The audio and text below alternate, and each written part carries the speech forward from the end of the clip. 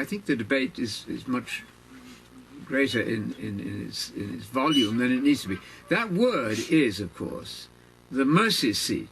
It's the place where you find mercy. Well, that's Jesus now. That's the best way. But you can look in any of the commentaries on this, any of the Bible dictionaries. They'll do a good job with that. Jesus is the mercy seat for us.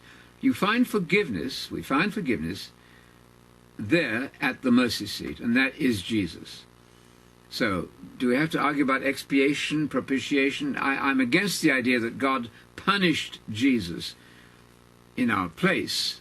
Possibly you could argue from the Psalm where it says that Phinehas, I think, interposed and prevented the wrath of God. You can argue from that. The Bible doesn't make much of that, perhaps. Certainly Jesus died as a substitute for us. He's the one who dies in our place, in the famous text in Mark 10, I think it is.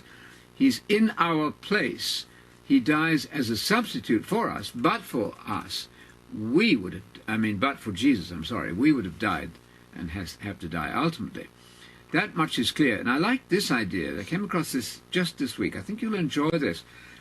When Abraham was asked to sacrifice his son, and almost did, he passed the test there. The test was the resurrection test. I get it. I'd never thought of this till this last week. But you see, Abraham would be told that his seed, his offspring, would be heir of the promises. So when he's asked then to kill his son, that's going to make the promises impossible. Except for one thing. God is able to raise people from the dead. And Hebrews writer says very, very nicely, and in a manner of speaking, Abraham received his son back by resurrection. Isn't that beautiful? So Abraham, you can tell your children, passed the resurrection test. He believed God, even to the point of nearly having to kill his son. That is a stupendous truth for all of us. Do remember that Strong's Concordance is very limited. One of the problems we face is that the internet does not have all the answers. What is lacking often are the best commentaries, the International Critical Commentary, and many others, the word biblical commentary, right there in front of me. You must be careful not to rely entirely on everything you read in the Strong's Concordance. Certainly it has value, but here then we have the word biblical commentary, a volume or two for each book of the Bible. That's the state of the art in evangelical scholarship. Thank you. So there is a caution there. It's important not to imagine that everything you read in Strong's Concordance, useful as that can be, is necessarily right. For example, Strong's Concordance says that sometimes the word God means the Trinity.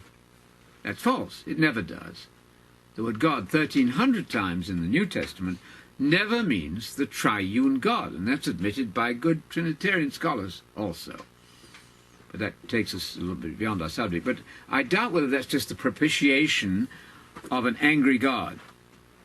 I doubt that. But you can research that further. Here is a must if you're into deep study of the words, the Theological Dictionary of the New Testament, Kittel.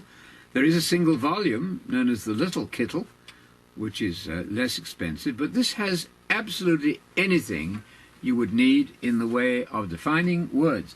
Another textbook that is most useful would be the New International Dictionary of New Testament Theology and the New International Dictionary of Old Testament Theology. These are marvelous resources, state-of-the-art in evangelical scholarship, and Carlos is getting those books for me. Here's the New International Dictionary of New Testament Theology, edited by the very celebrated Dr. Colin Brown at Fuller Seminary, and the equivalent in the Old Testament, written by different authors, of course, the New International Dictionary of Old Testament Theology and Exegesis, a fund of good information, 4 volumes each, I think, there. And I will mention my own translation, for what it's worth, of the New Testament, the one God, the Father, one man Messiah, translation of the New Testament, with commentary.